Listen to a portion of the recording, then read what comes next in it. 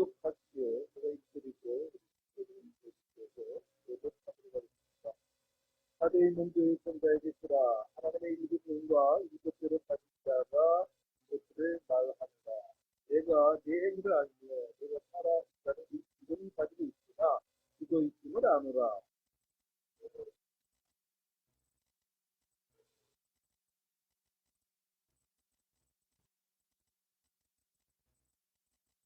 그러므로 네가 어떻게 받았고 들었는지 기억하며 굳게 붙잡고 회개하라. 그러므로 만일 네가 깨어 있지 아니하면 내가 도둑같은 네게 하리니 내가 어느 시각에 네게 갈지 네가 알지 못하리라.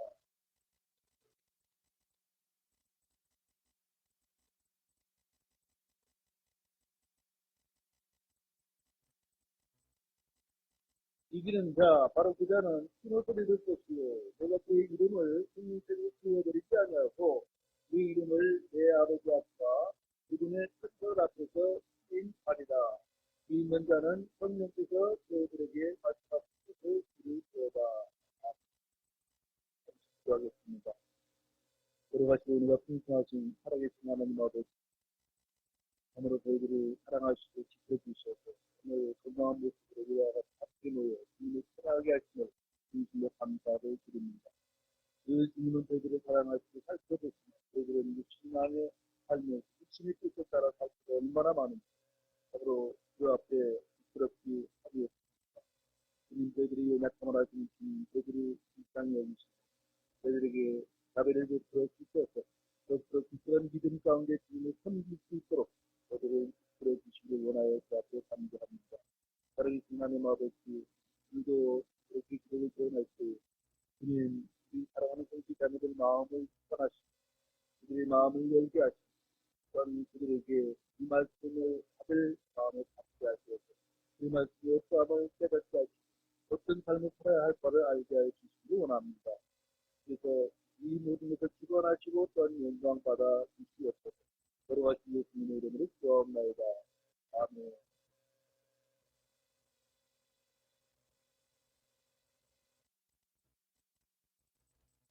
아침부터 이교 소식을 좀 들었습니다. 제가 예수님인데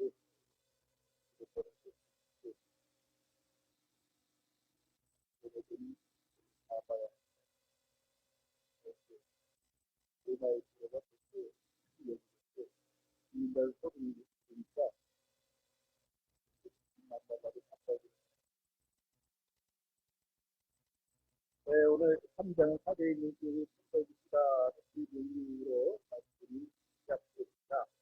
성경사전을 찾아보면 사대는 크로아시아 서쪽 해안에 있던 루시아의 수도로서 너무나 약 80km 스몰로스산 북쪽 기술 헬머스 평야 남단에 가깝고 있다고 기적으로 말하고 있습니다.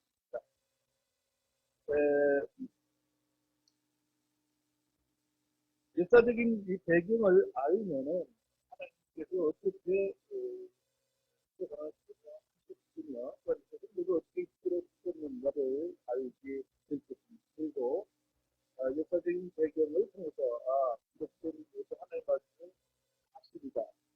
물론 여러분들은 다 알고 계시겠지만 세상 많은 사람들이 성경을 딱 지어낸 이야기다 라고 하는 사람들이 있기 때문에 역사적인 배경을 우리가 알아야 된다라고 저는 생각합니다. 사대란 지명 이름에는 죽은 자들이란 뜻과 남은 자 또는 복귀한 자 혹은 기쁨의 숨치자란 뜻이 함께 있습니다. 이것을 역사적으로 그 시대의 교회의 배경을 알게 되면 그래서 이런 이름이 붙어 있구나 라는 것을 알게 되기 때문에 이렇게 취향이 아닐까 이런 생각을 하고 있습니다. 어떤 학자들은 이 기간을 1000년에서 1500년의 교회사로 보고 또 다른 학자들은 1520년에서 1750년까지의 시기에 해당한다 이렇게 보고 있습니다. 그래서 이제 그 교회의 흐름과 그다음에 세상의 역사가 어떻게 진행되는지 준비해 나갔는가, 그것을 보고 국가들이 하는 이야기지, 한국에서 이렇다 저렇다 얘기는 없습니다. AD 1000년에서 1500년을 보는 이들은 이 기간에 가장 많은 성도들이 로마 가톨릭에 의해서 신교자들의 임금치를 의미한다라고 말하고 있습니다. 지난 시간에도 말씀을 드렸지만은 캐톨릭에 대해서 이런 걸 알지 못하면은 계시록을 사실상 이해하기는 어렵습니다. 또 이제 캐톨릭이 계시록이 나가면 짐승과 짐승 위에 타고 있는 여자 같은 이런 말들이 많이 나오는데 그들이 물을 알 수 있는가, 물을 알지 못하면 그들을 뛰어나갈 수가 없고, 또한 이제 지금 정도의 칼을 쓰고 세상을 지배하고 있는 캐톨릭을 모른다면은 마귀가 뒤에서 어떻게 고통하고 있는가, 역사하고 있는가를 깨닫지를 못하니까 이 계시록이 나타난 모든 일들을 현재 우리 교회, 현재 역사에 쭉 갖다 맞추다 보면은 주님과 하신 말씀과 전혀 다른 방향으로 나갈 수가 없다는 사실을 알아야 합니다. 그 당시에 스페인의 종교재판부가 등장하고 로마 교회는 군대를 사용해서 기독교인들을 살해했던 이런 역사 사실입니다. 미국의 대학생이라든가 아니면 바빌로메의 대학살 등은 거짓 교회, 음녀 교회가 저지른 살인 사건들로 이들이 본질상 살인자요, 거짓말쟁이라는 마귀의 자녀임을 너무나 알 수 있습니다. 역사적으로는 그 기간은 십자군 전쟁이 있고, 징기스칸의 침략이 있었으며, 영국과 프랑스 간에는 그런 전쟁이 있었습니다. 그래서 사도를 남은 자 또는 복귀자라는 의미로 받아들이면 1510년에서 1750년까지 교회사에 적용하는 것이 더 정확하다고 말씀드리고 있습니다. 두아디라 교회 이세벨이라는 여자가 피치하던 시대에서 남은 자들, 복귀자들은 의미가 되기 때문에 그렇습니다. 자, 오늘 본문부터 보겠습니다. 1절에 사대에 있는 교회의 천사에게 쓰라. 하나님의 일곱 영과 일곱 별을 가진 자가 그것들을 말하더라. 내가 네 행위를 알며 네가 살아있다는 점을 가지고 있으나 이걸 아노라. 주님은 사대에 있는 교회를 향해서 하나님의 일곱 영과 일곱 별을 가진 자라고 자신을 표시하고 있습니다. 에베소 교회에게 쓴 것과 비슷한데 계시록 2장 1절에 여기 보니까 오른손에 일곱 별을 붙잡고 있는 자, 곧 일곱 금 등잔대 한가운데로 걷는 자가 그것을 말하더라. 지금 2장에서는 에베소 교회에 어떤 모습으로 자신을 보여준다, 그걸 보여주고 있습니다.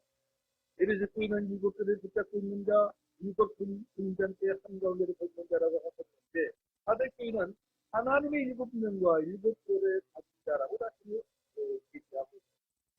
주님의 일곱 금 등잔대의 한가운데를 거두시는 것이 아니라 가진 것이다. 등잔대를 가진 것이라고 말씀하고 있는데, 주님의 금 등잔대 한가운데에 거두고 계신 에베소 교회와 일곱 별을 가지고 계신 사대교회는 큰 차이가 있습니다. 여러분들이 그냥 별로 관심 없이 쭉 읽어보면 그게 그 말 같은데 그들에게 자, 하나님의 일곱 영, 이 말씀을 되게 일곱 명의 해석은 흔히들 이사야서 11장으로 가서 그 말씀으로 대비해서 그렇게 얘기를 하는 사람들이 많습니다. 한번 찾아볼까요? 이사야서 11장 2절에 있습니다.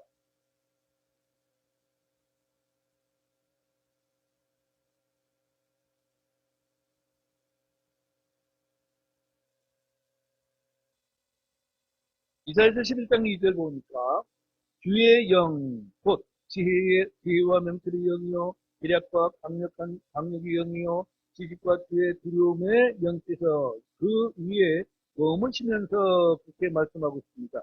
이거 보니까 주의 영, 곧 지혜의 영, 명철의 영, 계략의 영, 강력의 영, 지식의 영, 주의 두려움의 영, 이렇게 일곱 가지로 말하지만 이것은 주의 영의 속성을 말하는 것이지 일곱 개의 영이라고 할 수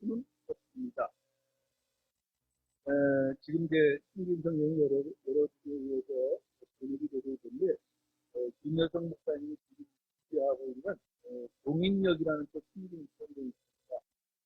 이런 나이가 많으신데, 지금까지 15년 동안 붙잡혔어요. 그래서 자기는 번역을 했지만, 그래서 세상에 대해서 이렇게 써진다. 그 말씀하시는데, 이분의 성경의 특성이 뭐냐면, 안주 성경을 만들고 있습니다.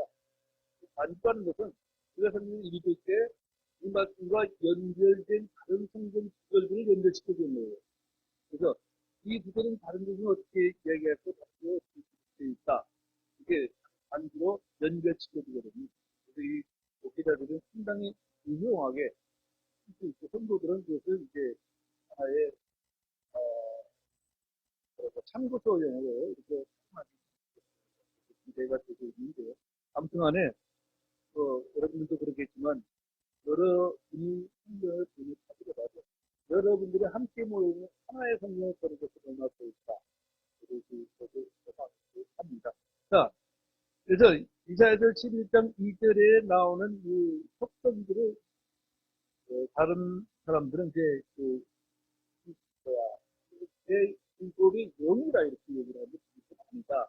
이제 말씀을 드렸고, 우리는 항상 성경의 해석을 우선 해야 합니다. 자, 우리가 계시록에서 나온 말씀이니까 계시록 4장 5절에서 한번 봅시다. 이 일곱 영인가 일곱 가지의 영인가, 그 일곱 명의 특성이 무엇인가. 자, 계시록 4장 5절로 가봅시다. 거기 보니까 그 왕자들로부터 번개들과 천둥들과 음성들이 나오고 왕자 앞에는 일곱 등불이 타고 있었는데 그것들은 하나님의 일곱 영이라 그랬습니다. 일곱 등불이 타고 있는데 그것이 바로 하나님의 영이다. 왕자 앞에는 타고 있는 일곱 등불이 하나님의 일곱 영이라고 말씀하고 있죠. 예, 신약에는 여러 가지 영을 말하고 있습니다. 요한복음 14장 17절은 진리의 영, 그 다음에 로마서 8장 2절은 생명의 영, 그 다음에 로마서 8장 15절에는 양자 사모시는 영, 그 다음에 에베소 1장 13절은 약속의 영, 또 히브리서 10장 29절은 은혜의 영. 우리가 받은 주님 말씀에 관한 것들을 말씀하고 있습니다. 그래서 안주 성경이 왜 이렇게 중요한가? 사실은 그냥 대충 신앙생활하는 사람들은 상관이 없어요.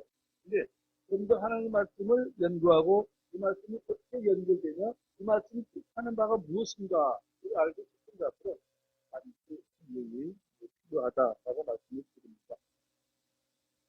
자, 이제 신약교회에서는 요한복음 6장 63절에서는 살아있는 것은 영이요 이건 아무것도 육하게 하지 못하는다. 내가 너에게 이르는 말들 그것들은 영이요 생명이니라. 주님의 말씀들이 곧 영이요 생명들이다 라는 결론을 딱 내고 있습니다. 주님은 우리 속에 주신 일곱 가지 영이라면 거룩한 영, 온유의 영, 믿음의 영, 지혜와 계시의 영, 능력과 사랑과 건전한 생명의 영, 영광의 영, 진리의 영, 이렇게 나와 있음을 보게 되는데, 이것은 여러분들의 제가 설교한 원고를 한번 보시면 거기에 해당하는 구절들 다 표시하고 있습니다. 이 시간 다 일일이 기억은 찾아보고 여러 가지를 못하겠습니다만은, 그래서 단지 성경은 이런 것들이 다 연결을 시켜 놓았습니다. 그래서 이해를 쉽게 하도록 했죠. 자, 능력과 사랑과 건전한 생각의 영들이 있음을 알게 될 것이고, 이것들은 대개의 영들하기보다는 우리 안에 드신 성령의 열매와 관련된 뜻이며 성령의 속성이라 이렇게 받아들이기 되겠습니다. 성령의 여러 가지 이름에 대해서 살펴보면 또 하나님의 성령, 아버지의 영, 주의 영, 그리스도의 영, 아들의 영, 예수 그리스도의 영, 성령 이렇게 나오고 있습니다. 일곱 가지로. 그러면 일곱 영이란 일곱 가지 성령의 속성을 말하는 것이다. 그 말씀을 드리겠습니다. 일곱 배를 가진 자라고 이제 10절에 소개되고 있는데, 일곱은 일곱 교회의 천사들이라 성경 자체가 설명을 해주고 있습니다. 1장 20절을 보십시오. 1장 20절 일곱 절을 뭐라고 말씀을 하시는가? 1장 20절을 보니까 내가 본 내 오른손에 있는 일곱 별과 일곱 금 등잔대의 신비에 대해 기록하라. 일곱 별은 일곱 교회의 천사들이요. 내가 본 일곱 등잔대는 일곱 교회입니다. 그러니까 결과적으로 일곱 별은 일곱 교회의 천사들이다. 이렇게 해석을 해주고 있습니다. 또한 일곱 명은 하나님의 왕자 앞에 있는 일곱 등불이다. 4장 5절에 말씀드렸죠. 자, 이 말씀들이 이제 연결되어서 보면 나의 등잔불, 사람의 영혼, 주의 등잔불, 사악한 자의 등잔불, 주님은 너의 소리에 뿔을 끄고 너의 등불을 타오르게 하며라고 말씀하신 요한 10장 35절 말씀과 연결되고, 눈은 몸의 등불이고 영은 우리 자신의 등불입니다.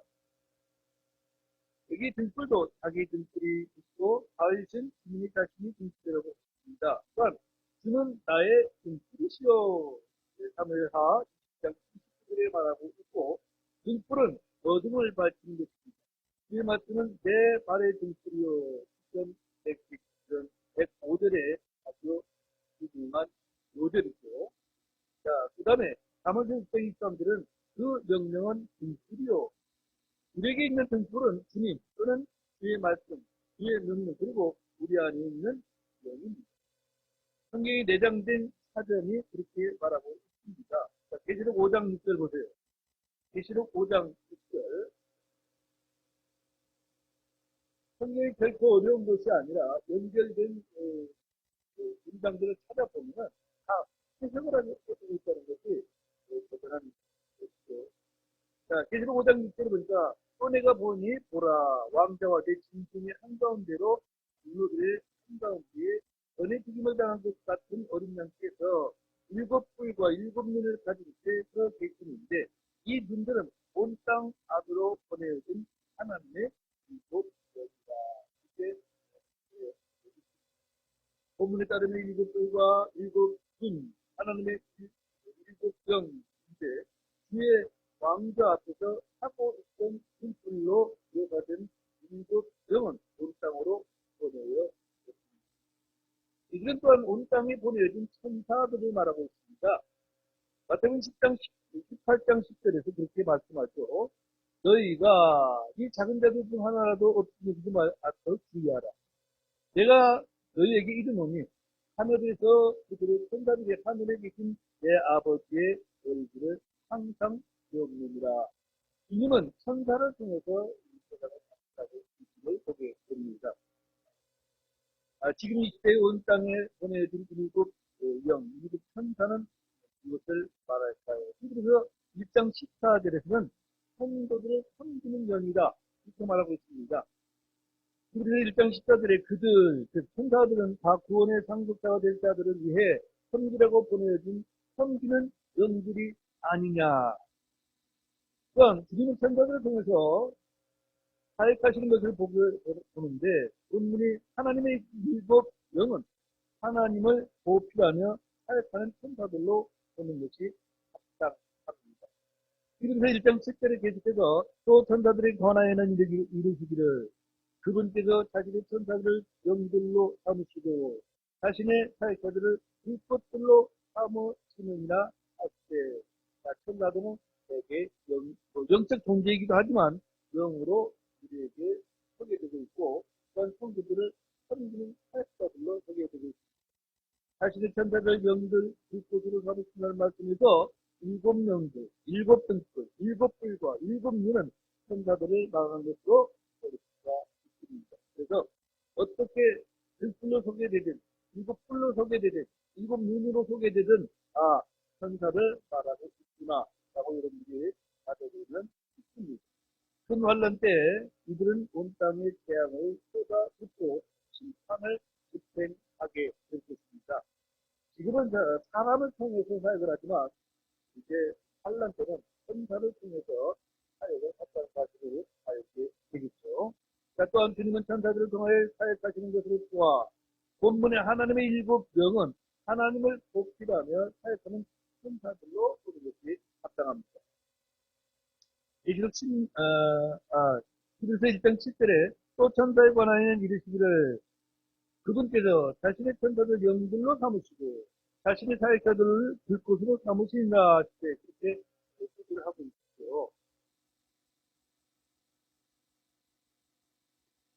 계시록 16장 6절에서 자신의 천사들 영들 들곳으로 삼으시는 말씀에서 일곱 영들, 일곱 불, 일곱 풀과 일곱 유는 천사들 말하는 것도 있기 때문에 성경은 어렵다라고만 생각할 것이 아니라 어떻게 연관되어 있으며 다른 성경들에서 어떻게 설명을 하고 있는가 살펴볼 성경을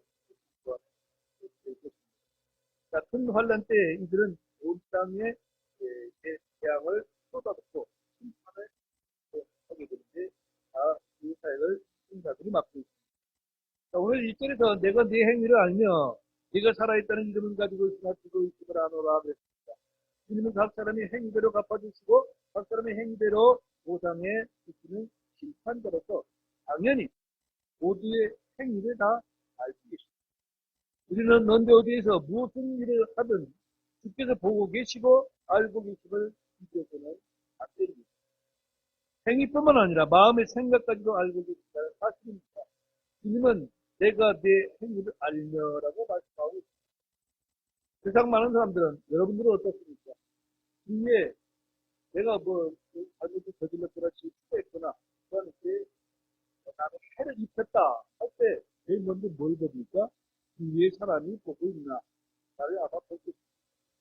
근데 보는 사람은 아무도 없고 증거도 없습니다. 누가 보고 계신다고요? 하나님께서 보고 여러분들이 무슨 생각을 하고 있는지 무슨 행위를 하고 있는지 또 직장에 있는 사람들이 직장에서 적당히 시간만 되면 월급을 받을 수가 있습니다. 또 상사들이 보지 않을 수 있습니다. 그런데 자가 있다는 사실을 잊어서는 내가 어떤 행위를 하든 나를 지켜보시는 하나님의 주심을 여러분들은 알고 있고 또 이제 그분을 두려워함으로써 나에게 말씀을 신실하게 할 수가 있습니다. 사대교회는 살아있다는 이름을 가지고 있지만 실제로는 죽어 있습니다. 이스라엘의 주의 명령을 버리고 사람들의 전통과 규례, 명령을 그대로 가르친 것처럼 이 교회는 죽은 전통을 가질 수 있도록 각종 이기도될 신습과 철학, 헌사, 숭배, 교회법과 교회 전통 등으로 가득한 교회입니다. 이 모습이 바로 캐톨릭과 똑같은 것입니다. 그들은 그들 안에 교리, 율법, 그것이 성경 위에 있습니다. 그리고 지난 시간에 말씀드린 대로 교황은 모호하다, 즉 오류가 없다. 이게 교황은 절대적이다. 그래서 사실 개신교의 주 목사들이 교만할 수 있겠지만 항상 그 종으로 생각하는데 천주교에서 교황은 하나님 위에 있습니다. 그리고 신부들은 신의 아버지입니다. 주님은 일상에 누구도 아버지라 부르지 말라고 했습니다. 그들은 벌써 성경 위에 있다. 이것이 바로 이 아저씨에서 네가 죽어 있음을 아노라. 신주교에서 그 사는 일이 얼마나 많습니까? 큰 병원들이 얼마나 많습니까? 또 이제 큰 school들이 얼마나 많습니까? 교단들이 얼마나 많습니까? 이런 걸 볼 때 우리도 직관적으로 도움을 받고 사는 사실이에요. 도움을 받고 근데 그 외형으로 봐가지고 이게 자다라고 생각할지 모르지만은 이 속은 정도행위지 음악은 생각은 안 되겠죠. 자, 일절에 내가 죽어 있음을 아노라. 영유 생명이신 그리스도가 교회란 몸을 통해 일어나야 하는데 전혀 그렇지 못하고 있습니다. 눈은 있는데 신신경이 죽이는 보지 못합니다. 청신경이 죽이는 이는 그도 듣지 못합니다. 듣는 감각, 뒤에 통신경이 들어있으면 귀는 있어요. 겉으로 보기에는 듣지 못하죠. 자, 근육이 끊어지면 손과 발이 있어도 움직일 수가 아무런 활동 능력이 없는 것을 스스로 죽었다. 이렇게 말을 하죠. 감각이 무뎌졌다, 감각이 죽었다는 말을 할 수가 없다. 저희가 죽었다는 것은 영적인 사고가 전혀 없고 하나님 말씀에 어떤 반응도 하지 못하는 것을 바로 죽은 교회라고 말하고 있습니다. 사대교회는 죽은 교회입니다. 교회란 이름은 가지고 있지만 실제로는 생깁니다.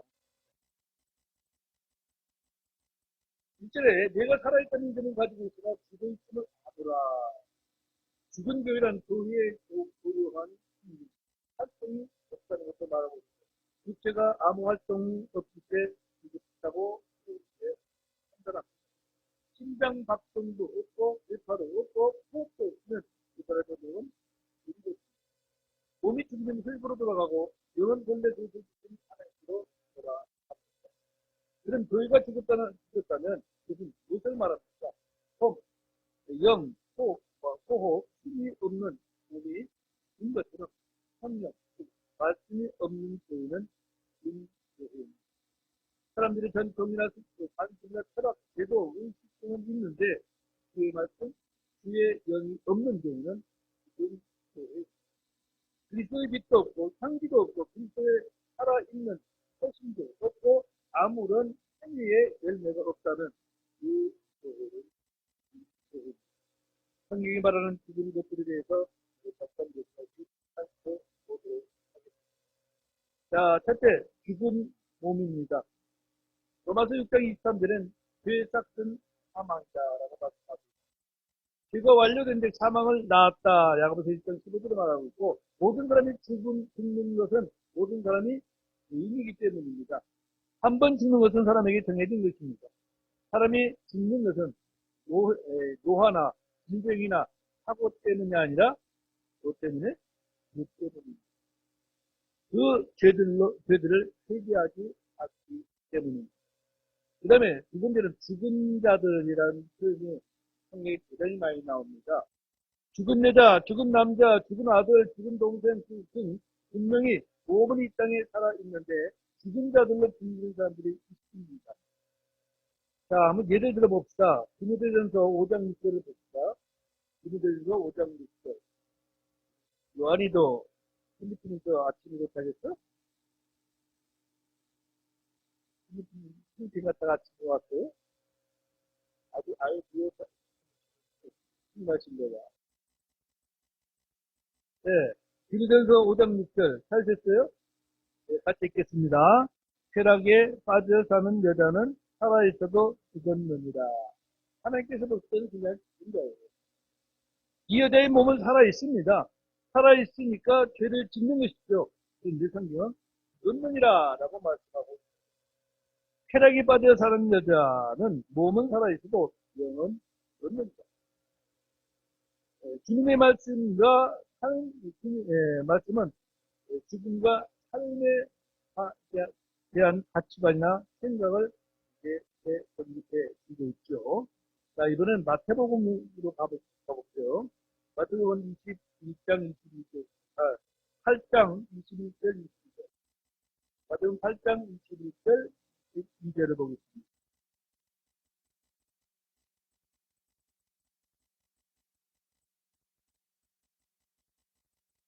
네, 탈세스는 28장 21절, 22절, 22절 같이 읽겠습니다. 또 그분의 제자들 중 다른 사람이 그분께 이르되 주여 먼저 내가 가서 내 아버지를 장사하게 허락하옵소서 하였으나 예수님께서 그에게 이르시되 나를 따르라. 그리고 죽은 자들이 자기들의 죽은 자들을 장사지내게 하라 하시니라. 자, 세상 사람들의 학자들이 또 이렇게 학자들이 이 구절을 갖다 대면은 이 사람들이 뭐라고 하겠습니까? 선생님도 하나의 말씀 노래하고 있네. 죽은 자들이 죽은 자들 장사에 어떻게 그런 일이 벌어져? 라고 말하지 않겠습니까? 예. 그런데 주님께서는 제자에게 친히 나를 따르라고 부르셨음에도 불구하고 자기 아버지를 장사 지내고 나서 주를 따르겠다고 말할 때 말했는데 어떤 사람을 향해 주님은 죽은 자들이 자기들의 죽은 자들을 장사지 되게 하라 이렇게 말씀하고 있습니다. 자, 여기서 죽은 자가 두 종류가 나오죠. 하나는 죽어서 숨은 모습은 시체, 또 하나는 뭐예요? 살아있으나 죽지 않는 자.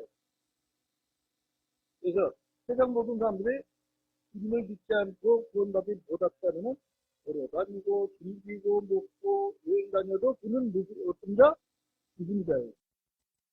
성경은 그렇게 말씀하고 있습니다. 주님이 이 세상의 불신자들을 죽은 자들이라고 말씀하십니다.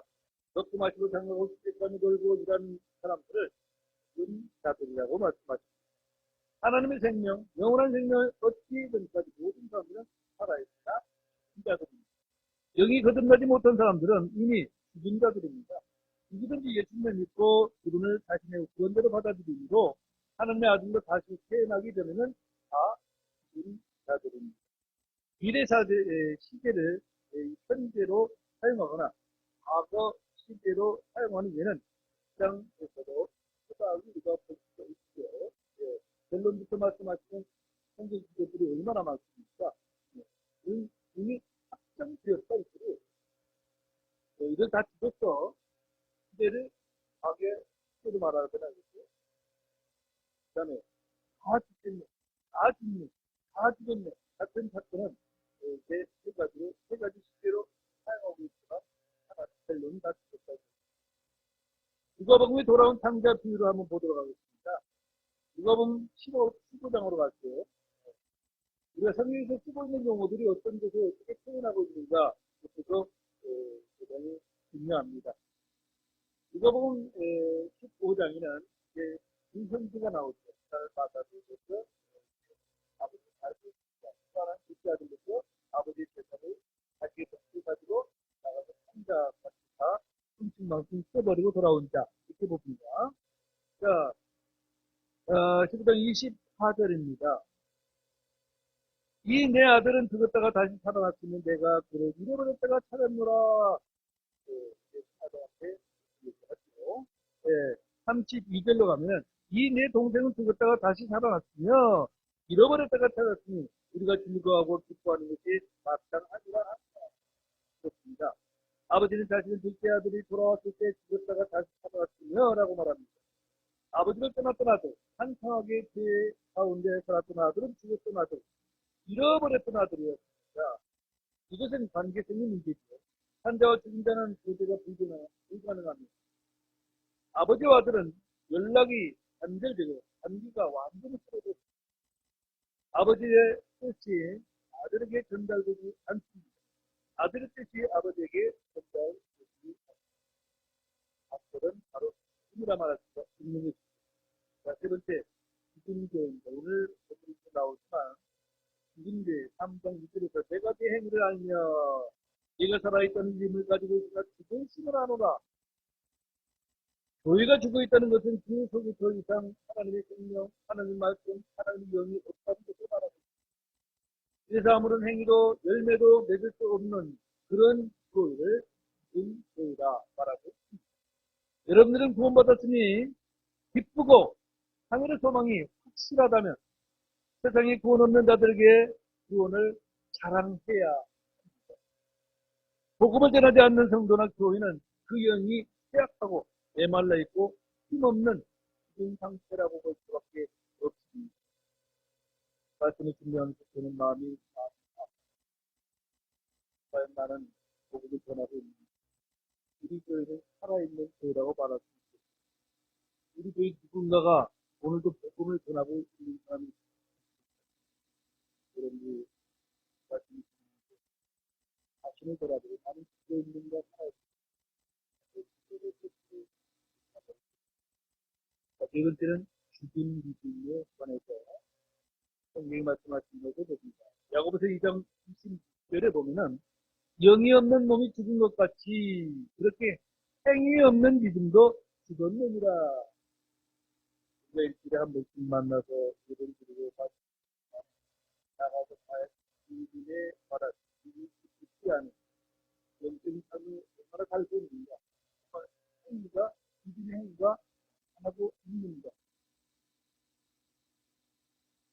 믿음은 살아있고 활성합니다. 믿음은 열매를 맺게 되어 있습니다. 숨을 쉬지 않는 몸이 있는 것처럼 행위가 없는 믿음은 있는 것입니다. 여러분들이 구원받았다는 믿음이 있다면 복음을 전하여 자신의 영이 살아있음을 행동으로 나타내야 합니다. 다섯 번째는 아담 안에서 모든 사람들이 죽었다라고 성경이 이야기하고 있습니다. 고린도서 15장 22절에 보니까 아담 안에서 모든 사람이 죽는 것 같이 그렇게 그리스도 안에서 모든 사람이 살게 되리라. 아담의 모든 자손들, 이 세상 모든 인류들은 다 죽어 있습니다. 그럼 어떻게 살아야 됩니까? 예수 그리스도를 영접하여 그때 다시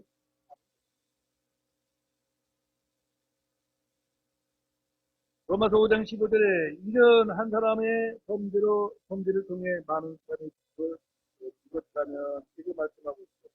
아담의 죄는 모든 사람을 사망에 종리되게 했습니다. 로마서 5장 17절에도 한 사람이 범죄로 말미암아 사망의 한 사람을 통해 불림하였다는 것입니다. 아담의 죄는 모든 사람이 정죄에 이르게 했습니다. 로마서 5장 18절에 보십시오. 그러므로 한 사람이 범죄로 말미암아 심판이 모든 사람에게 와서 정죄를 받게 한 것 같이 되었습니다. 아담의 죄는 모든 사람의 죄인이 되게 했습니다. 이 말이 여러분들에게 어려울지 모르겠습니다만 박진년 형제 가족들은 다 박수를 하고 나서 아담의 죄인이라면 아담의 후손들이 다 아담의 속속으로 태어납니다. 그래서 한 분을 해도 죄인으로 분분이 그렇기 때문에 로마서 5장 18절에 19절에 이는 한 사람의 불순종에 의해 많은 사람이 죄인이 되는 것까지 이렇게 기록하고 있고 분명히 저와 여러분들이 잘 기록된 내려서 2장 1절을 보시면 헌법과 죄들 가운데 죽었던 너희를 하나님께서 살리셨도다. 이 예수 그리스도를 믿고 내가 받아들이고 내가 하나님 아들로 태어났을 때 이제 우리는 살아났습니다. 예수 그리스도를 믿는다는 것은 죽었던 자들이 살아나는 것을 말하고 있습니다. 모든 사람은 헌법과 죄들 가운데 죽었던 우리가 영원한 생명을 선물로 얻는 순간 다시 살아나는 것입니다. 그래서 2장 5절에서 참으로 우리가 죄들 가운데 죽었을 때에 모든 사람은 죄들 가운데 죽었습니다. 우리 역시 그랬습니다. 세상 사람들은 자신 죽은 줄도 모르는 채 살아가고 고린도서 2장 13절에도 또 너희 죄들과 너희 육체의 무할례 가운데 죽었던 너희를 위해서 성경은 우리가 죽었던 자들이었다고 말해줍니다. 지금 우리는 살아있습니다. 아들이 있는 자는 생명이 있기 때문입니다. 자, 요한일서로 가겠습니다. 요한일서 5장.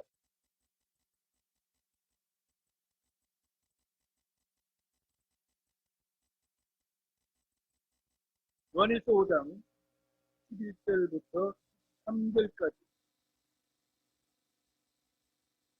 사셨으면 같이 읽겠습니다. 그 증언은 이것입니다. 곧 하나님께서 우리에게 영원한 생명을 주셨고 이 생명이 그분의 아들 안에 있다는 것이다. 아들이 있는 자에게는 생명이 있고 하나님의 아들이 없는 자에게는 생명이 없느니라. 내가 하나님의 아들의 이름을 믿는 너희에게 이것들을 쓴 것은 너희에게 영원한 생명이 있음을 너희가 알게 하고 또 하나님의 아들의 이름을 너희가 믿게 하려 합니다. 그렇습니다. 그에게 하나님께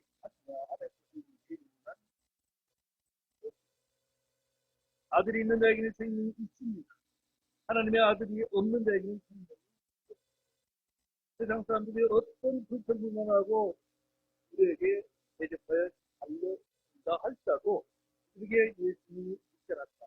예수님이 없다. 하나님의 아들이 없다. 하나님이 없다. 아들의 유무가 생명의 유무이기 때문입니다. 하나님의 아들을 믿는 우리에게는 영원한 생명이 있습니다. 자, 그 밑에 요한일서 5장 20절. 요한일서 5장 20절. 또 하나님의 아들께서 오셔서 우리에게 깨달음을 주사 우리가 진실하신 분을 알게 하셨습니다. 또 우리가 진실하신 분, 곧 그분의 아들 예수 그리스도 안에 있음을 아노니 이분은 참 하나님이시요 영원한 생명자. 예수 그리스도는 참 하나님이시요 영원한 생명이신 이 아들이 없는 자는 모두 자들. 자, 여섯 번째 죽은 자들은 그리스도와 함께 죽는 죽은 자들입니다. 이 진리는 단단한 음식과도 같습니다. 여러분들이 이 말씀이 이해가 되고 또 이 말씀이 여러분들에게 여러분이 자신에게 들어와 있다면 성숙한 그리스도인가 할 수가 있습니다. 여러분이 이전에 자신 죽었던 자들이었고 지금은 그리스도와 함께 죽은 자들이라는 사실을 알고 있습니다. 자, 아까까지는 예수 그리스도를 믿는 자가 한 자예요. 다시 태어난 자. 그런데 예수님이 십자가에 죽는 순간 우리도 죽었습니다. 그 말이 좀 어렵다는 얘기죠. 이 진리가 믿어집니까? 전에는 죄 가운데 죽었고 지금은 죄의 배에 죽었습니다. 무슨 소리냐? 세상은 죄가 난무합니다. 그럼 우리가 죽었다면 죄와 상관없이 살아야 되겠죠. 또 그렇게 살아야 되고 그런데 지금 그 죄에 대해서 우리가 죄를 짓거나 아니면 죄에 참여하게 되면은 나는 아직 죄에 대해서 그것을 살았어요.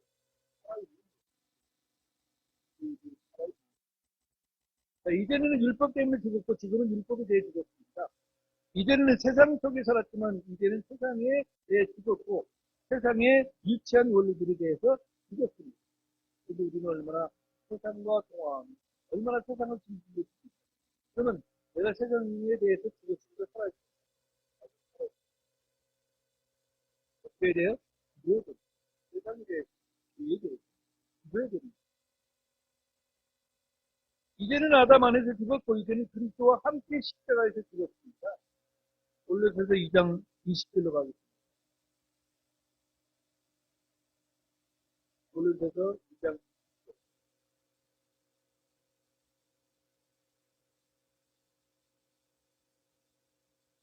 네, 찾으셨으면 같이 읽겠어요.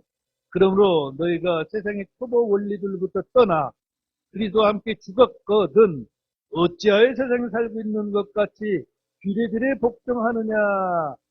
이것이 규례들의 성경은 우리가 그리스도와 함께 죽었다고 말하고 있습니다. 죽은 것은 우리의 옛사람입니다. 죽은 것은 우리의 자아입니다. 갈라디아서 2장 20절에 유명한 구절이 있어요. 내가 그리스도와 함께 십자가에 못 박혀 있으나 그럼에도 불구하고 사노라. 그러나 내가 아니요 그리스도께서 내 안에 사시느니라. 나는 지금 내가 육체 안에서 사는 삶을 나를 사랑하사 나를 위해 자신을 주신 하나님의 아들의 믿음으로 사노라. 십자가에 못 박힌 것은 우리의 옛사람 육신입니다. 사는 것은 우리의 첫사람 영입니다. 우리가 죽었다. 우리가 그리스도와 함께 못 박혔다. 미쳤다는 사실은 놀라운 진리입니다. 로마서 6장 6절에 또 우리는 이 사실을 아노라. 우리의 옛사람이 그분과 함께 십자가에 못 박힌 것은 죄의 몸이 멸절되어 이제부터는 우리가 죄를 섬기지 아니하게 하려 함이니 그랬습니다. 옛사람이란 죄의 몸을 말하고 우리는 그리스도와 함께 죽었습니다. 로마서 8장 10절을 보십시오. 또 그리스도께서 너희 안에 계시면 몸은 죄로 인해 죽었으나 성령은 의로 인해 생명이 되십니다. 죽은 것은 죄의 몸입니다. 이것은 옛사람 또는 육신이다 그렇게 말하고 있습니다. 갈라디아서 5장 24절에 계속해서 그리스도께 속한 자들은 애착들과 전력들과 함께 육신을 십자가에 못 박았느니라. 크리스천들은 예외 없이 애착들과 전력들과 함께 육신이 십자가에 못 박혀 죽었습니다. 우리는 그리스도로 말미암아 죽었습니다. 골로새 3장 3절에 또 너희는 죽었고 너희 생명 그리스도와 함께 하나님 안에 감추어져 있느니라 그랬습니다. 자, 1절이 이렇게 길어졌는데 2절이 또 각각 예수 3장 2절입니다. 너는 깨어있으면서 아직 남아있으니 죽으려 하는 것들을 하라. 내가 하나님 앞에서 네 행위가 맞지라고 결정하지 못하여 지금은 깨어있으면서 아직 남아있으나 죽으려 하는 것들을 당하게 하라. 완전히 죽은 건 아니에요. 예. 이들은 지금 잠든 상태, 죽은 상태에 있기 때문입니다. 우리는 죽은 자를 마치 잠든 자를 깨우듯이 있습니다. 그래서 이제 마가복음 5장 41절에 하나님을 스스로 죽은 나사로를 죽는 죽은 여자아이를 손을 잡고 발리다고 손이야 내가 내게 이르는 일어나라고 하시자 그날과 그 사실을 주님은 죽은 사백구에게 깨어나라고 말씀하고 있습니다. 에베소 5장 18절도 그러므로 그런 속에 있을 때너 잠자는 자야 죽은 자들로부터 일어나라 그리스도께서 내게 빛을 주시리라 하시는 깨어있어야 깨어서 죽은 자들로부터 일어나라는 말씀을 하는 수 있는 말씀이 아닙니다.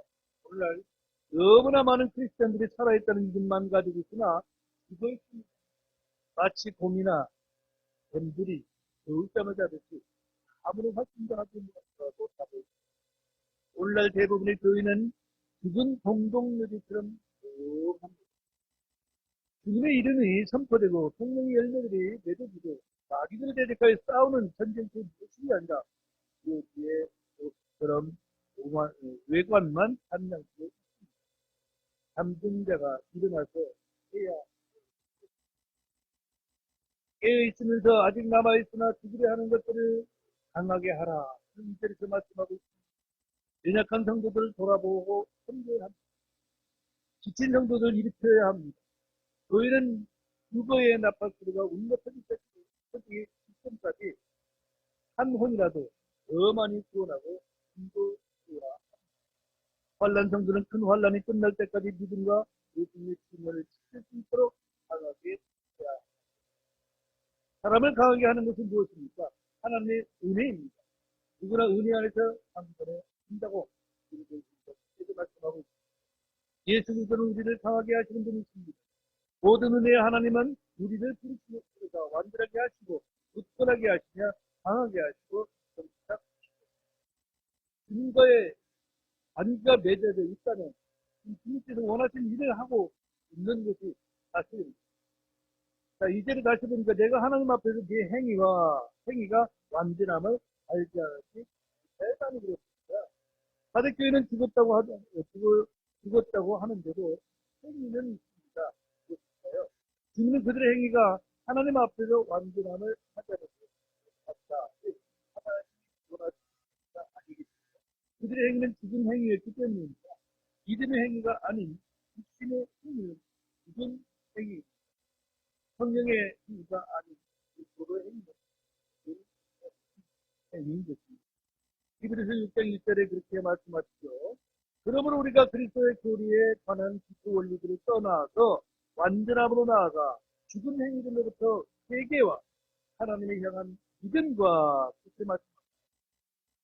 죽은 행위들이란 말씀을 사람들이 해보면 죽은 행위 들어보기는 아무리 파괴하고 그렇게 보이고 어떤 신비감이 있을지 모르나 죽은 자들을 위한 기도, 성자들이나 천사들을 부르는 기도, 기사를 비롯한 합동 종교 의식들은 모두 죽은 지금도 유대인들이 지키고 있는 음식들이라든가 벌기, 축사든가 안식일 중주 따위는 모두 죽은 행위들입니다. 그러나 그들이 얼마나 거룩하게 뭐라고 육신의 행위, 율법의 행위는 죽은 행위들입니다.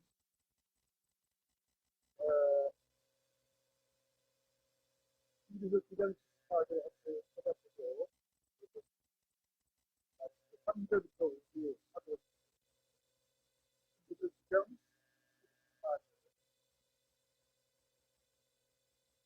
14절을 가지고 있습니다. 영원하신 성령을 통해 자신의 변함없이 하나님께 드린 그리스도의 피는 저희 양심을 죽은 행위로부터 이런 얼마나 더 많이 깨끗하게 하여 살아계신 하나님을 섬기게 하겠습니다. 믿음이 없는 행위, 사랑이 없는 사랑이 없는 또 성령이 없는 믿음의 섬김은 모두 되다. 우리는 저 하늘을 그리스도의 입판으로부터 보석이 아닌 나무나 전초나 집으로 세운